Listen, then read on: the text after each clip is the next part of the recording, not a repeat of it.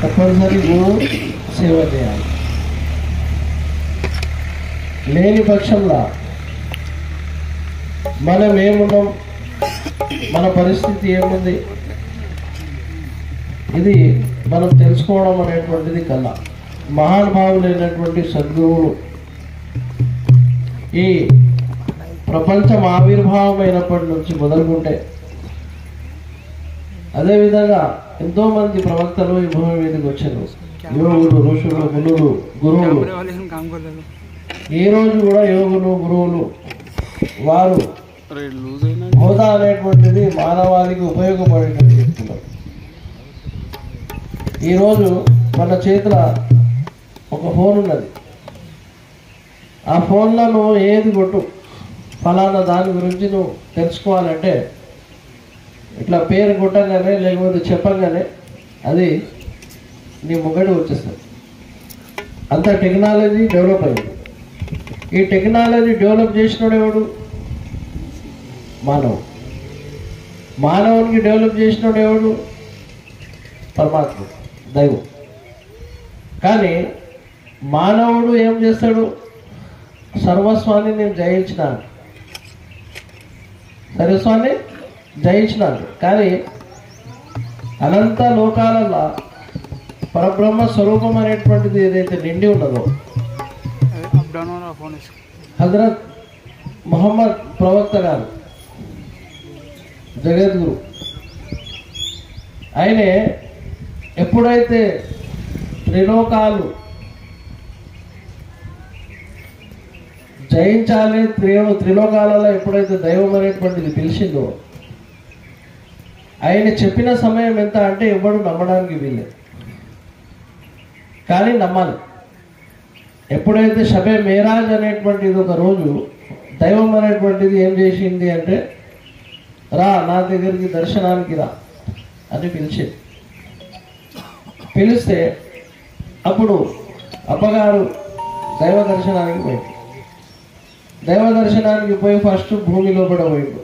భూమిలో ఎన్ని పొరలు ఉన్నాయి, దాంట్లో స్వర్గం ఏమున్నది, నరకం ఏమున్నది, అదేవిధంగా ఎవరైతే మొదటి ప్రవక్తలు ఉన్నారో, జీవించి ఉన్నారు, వాళ్ళతో కలిసి దాంట్లో మంచి చెడు, నరకంలో ఏమవుతుంది, స్వర్గంలో ఏమవుతుంది, ఇవన్నీ కూడా చదివించిన తర్వాత, చూసిన తర్వాత ఎప్పుడైతే దైవానికి తెలుసుకునేందుకు దైవస్థానంలో పోయిండో, దైవం అనేటువంటిది తన రూపాన్ని చూపిద్దామని ఎప్పుడైతే తన స్థానానికి వినిపించిందో, అక్కడ ఏం కనబడ్డది అంటే ఎటు చూసినా అప్పగారి కనబడ్డది, మొహమ్మద్ అప్పగారి యొక్క రూపమే కనబడ్డది. కాబట్టి అలాంటి స్వరూపాన్ని వాళ్ళు చెప్పినటువంటి బోధ మనం అర్థం చేసుకోవాలి. అమ్మగారు షరీఫ్ అమ్మగారు ఏం చెప్పిండు? అఖండ రూపం నీదే రూపం, అఖండ రూపమే జన్మరహితం, అఖండ రూపమే జన్మరహితం. ఈ అఖండ రూపం అనేటువంటిది మానవునికి దైవం ఇచ్చినటువంటి. దీని స్థానం ఎట్లాంటిది అంటే, నువ్వు బండి మీద ప్రయాణం చేస్తున్నావు, నువ్వు కార్లో ప్రయాణం చేస్తున్నావు, నువ్వు ట్రైన్లో ప్రయాణం చేస్తున్నావు, నువ్వు గాలి మోటార్లో పోతున్నావు, ఇక వేరే వేరే ఏ దాంట్లో పోయినా ఇవన్నీ ఎవడు సృష్టించిందంటే మనిషి సృష్టించింది. మళ్ళీ దానికి కావాల్సిన మెటీరియల్ కూడా ఏమేమి కావాలి, ఎక్కడెక్కడ వెళ్తుందో దానికి తన జ్ఞానాన్ని, దైవం ఇచ్చినటువంటి జ్ఞానాన్ని ఉపయోగించి ఏం చేస్తున్నాడు, అన్నీ కూడా తయారు చేస్తున్నాడు. కానీ దైవం కాదు, కానీ దైవం కావాలంటే దైవత్వం కలిగినటువంటి వాళ్ళ స్నేహంలో ఉండాలి, మంచి నడవడిలో ఉన్నటువంటి వాళ్ళ స్నేహంలో ఉండాలి. అప్పుడే అప్పగారు ఏమన్నాడు, అరే మనకు ఏం చేతనైతలేదు రాబోయ్, ధ్యానం చేసే చేతనైతలేదు, మనం ఏదైనా మంచి పని చేసే చేతనైతలేదు, కమ్సెకం యోగులతోని, సత్యవంతులతోని, గురువులతోని నువ్వు సాంగత్యంలో వచ్చేసిన వారు దరి చేరుకోవాలి. కాబట్టి మనం మన గురువుని గట్టిగా పట్టుకోవాలి, గురువు నడవడిని గట్టిగా పెట్టుకోవాలి. అది మన నమ్మకం అనేటువంటిది ఎప్పుడో గట్టిగా ఉండదు, మనకు ప్రతి దగ్గర కూడా జయం అనేటువంటిది ఉంటుంది. ఇక భేదం అంటారా, కొట్లాటలు పంచాయతీలు ఫలానా, ఒకరికి నేను పెద్ద అని చూపించేది ఉంటుంది, ఇంకొకరికి నాయన పెద్ద చూపించేది ఉంటుంది, ఫలానా చూపించేది ఉంటుంది. ఇవి అన్నిట్లో కూడా మనం చేసినటువంటి పాపాలను ఏం చేస్తున్నాం, ఇంకా పెంపొందించుకుంటున్నాం. మనం చేసిన పుణ్యాలు ఒకరికి మనం సాటికి చెప్పినాం, ఫలానోడు గట్లా, ఫలానోడు గిట్లా, ఫలానోడు ఫలానా, ఇంకోటి అట్లా, ఇంకోటి అట్లా. నువ్వు చేసినటువంటి పుణ్యము వాడికి పోతుంది, వాడు చేసిన పాపము నీకు వస్తుంది. అనవసరమైనటువంటి మాటలు, అనవసరమైనటువంటి విషయాలను మనం తలదూర్చడం అనేటువంటిది భావ్యం కాదు. మనకు గురువు చూపించినటువంటి నడవడి, గురువు చెప్పినటువంటి ధ్యానం, గురు రూపం, ఇది మనకు ముఖ్యం. మన గడుపులో పిల్లలు పుట్టిండ్రు, వాడు మంచిగా వెళ్ళలేదంటే నువ్వు బాధ్యత వహించేది లేదు. నువ్వు వాళ్ళకి కన్నావు, వాళ్ళకు మంచి విద్య ఇప్పించాలనుకున్నావు, ఇప్పించినావు. చదువుకోరా అంటే చదువుకోలే, వాడు చెడిపోయిందంటే నువ్వు బాధ్యత లేదు. ఎప్పటిదాకా బాధ్యత ఉన్నది నీది? 12 సంవత్సరాల దాకా పిల్లగాడని విడిచిపెట్టేది. 12 సంవత్సరాల నుండి 18 సంవత్సరాల దాకా వానికి విమర్శలు, అదేవిధంగా చిన్న పెద్ద భావన, మంచి చెడు అర్థమైందా? దైవం అంటే ఏంది, దైవ మార్గం అంటే ఏంది, ఎట్లా ఉండాలి, ఇవన్నీ నేర్పించే బాధ్యత నీకు. ఎప్పుడైతే 18 సంవత్సరాలు అయిపోయిందో వాడు చేసిన తప్పు వాడే బాధ్యత వహిస్తాడు. నువ్వు వాడు చేసిన పాపంలో భాగ్యం కాదు, నీ పని నువ్వు చేసిన. వాడు అంత చేసినా వాడు చెడిపోయిందంటే ఇక్కడ ఏ విధంగా అయితే దైవం ఉన్నదో అదే విధంగా దయ్యం కూడా ఉన్నది, మాయ కూడా ఉన్నది. దాంట్లో అరే వాడు చెప్పిండు, వీడు చెప్పిండు, ఫలానా చెప్పిండు, ఆ మైకంలో పోయిండాడు, వాడు ఎప్పటికీ కూడా ధరించేది. అందుకే మన పిల్లలకు చాలా పెద్ద ఆస్తి ఏమన్నదంటే గురువుపదేశం అనేటువంటిది చాలా పెద్ద ఆస్తి. అసలు ఆస్తికి ఇష్టపెడుతున్నాం మనం. భూమి జాగకూడడం, ఇల్లు కడుతున్నాము, కారు కనిపిస్తున్నాం, ఇవి మంచిదే, తప్పులేదు. కానీ మోక్షానికి అవసరమయ్యేటువంటిది గురుబోధన మనము దూరం చేస్తున్నామంటే అది చాలా పెద్ద. ఎందుకంటే అది అసలు ఆస్తి అదే. వాడు మోక్ష సాధన పొందిందంటే ఒక గురువుపదేశం దగ్గర తీసుకొని మనం గురువుపదేశం మీద నడిచినామంటే వాని తరతరాలనేటువంటిది ధరించుకుంటారు. తరతరాలనేటువంటిది ధరించుకొని పొద్దున్న ఉపదేశం తీసుకున్నాను, నాకు కష్టం వచ్చింది, నాకు ఉపదేశం తీసుకున్నాను నష్టం వచ్చింది, నేను గురువుకి మొక్కుతున్నాను, నాకు ఫలానా ఏంటి అంటే, ఇప్పుడు కారణ జన్మలైనటువంటి పెద్ద పెద్ద మహానుభావులకు కూడా కష్టాలు వచ్చినాయి. అడవి పాలైండు, మస్తు కష్టపెట్టిండ్రు, రాళ్ళతో కొట్టిండ్రు, రప్పలతో కొట్టిండ్రు. ఇంత హింసించినా కూడా వాళ్ళు దైవ మార్గం అనేటువంటిది, సత్య మార్గం అనేటువంటిది ఇవ్వాలి.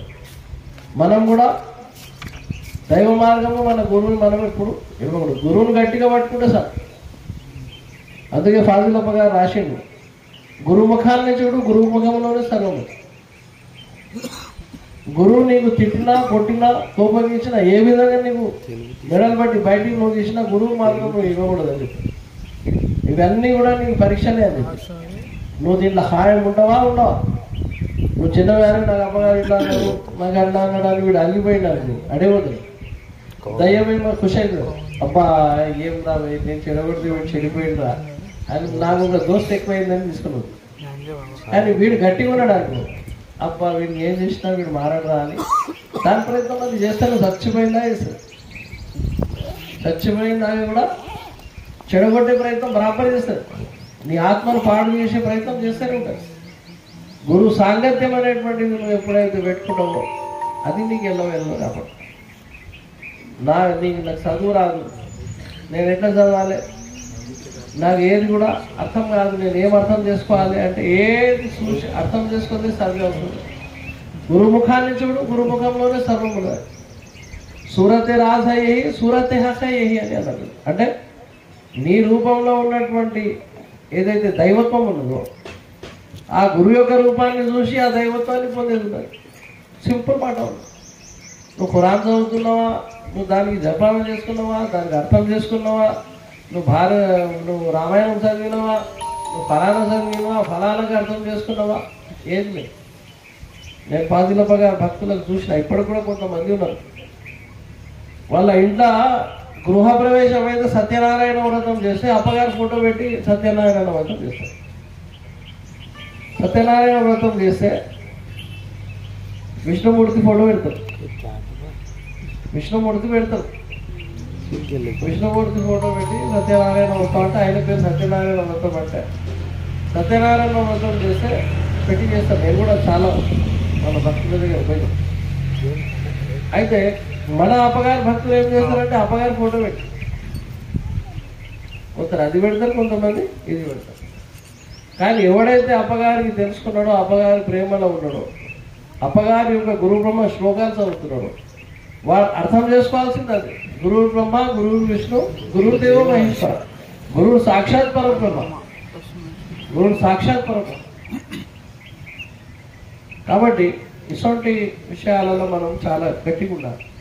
మన నమ్మకము, సర్వస్వము, ప్రతిదీ గురువు ఉండాలి. మనం ఎవరికి వ్యతిరేకించకూడదు, మనకు వ్యతిరేకించే తప్పులేదు. మనము నువ్వు చెడురా, నువ్వు మంచోడు కాదురా, నీది అదిరా, నువ్వు ఫలానాదిరా, ఇటువంటి బహస్లో పోవడం, వ్యతిరేకతలో పోవడం మనకు అప్పని పని, అది నడవని పని. చెడు ఉన్నా వాడు మంచోడు కాకపోయినా ఇవాళ కాకపోతే రేపు మాడతాడు. ఒక్కరోజు వారికి టైం వస్తుంది, అది కూడా అప్పగారి యొక్క కృప అయిపోయింది అంటే మరి మంచిగా అవుతాడనే భావననే పెట్టాలి. చెడు అయిపోయింది, వీడు ఇట్లా అయిపోయింది, అట్లా అయిపోయింది అని మనము ఎప్పుడు ఆలోచన చేయాలి. ఒకవేళ అట్లనే ఆలోచన చేస్తే ఇలా మనం వాల్మీకి రామాయణం చదువుతాం. ఆయన పెద్ద గజదొంగ ఉంది. నిజాముద్దీన్ ఔలియా అని ఔరంగాబాద్లో చాలా పెద్ద మన పీఠాన్ని, ఆయన కూడా చాలా పెద్ద దొంగ ఉండే, గజదొంగ ఉండే. ఈ తూరు నుంచి పోతే వాళ్ళు కొట్టాలి, చంపాలి, ఉన్నదని దోసుకొని తినాలి. ఎప్పుడైతే ఆయన జ్ఞానోదయం అయింది, నువ్వు చేసిన పాపంలో నీ భార్య పిల్లలు కూడా హక్కుదారు అవుతారా అడుగుపో అని అన్నాడు గురువు. ఎందుకు కాదు సార్, తప్పనిసరి అవుతారు గురువు గారు అంటే అట్లా పోయి అడిగిరా, పోయి అడిగిండు.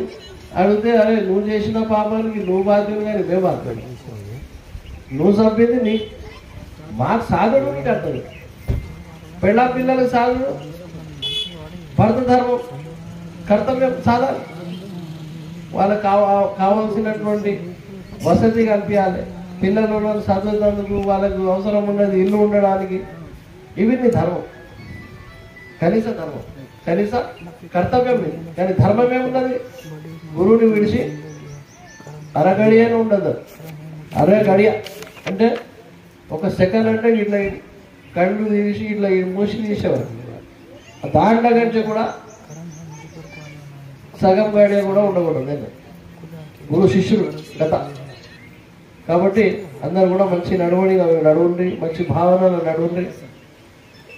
అప్పగారి కృప అందరి మీద ఉండాలి, ఆయన కటాక్షాలు అందరి మీద ఉండాలి, అందరికీ ఎల్లవేళలా కాపాడాలని కోరుకుంటున్నాం. అదేవిధంగా ఇక్కడ ఏర్పాటు చేసిన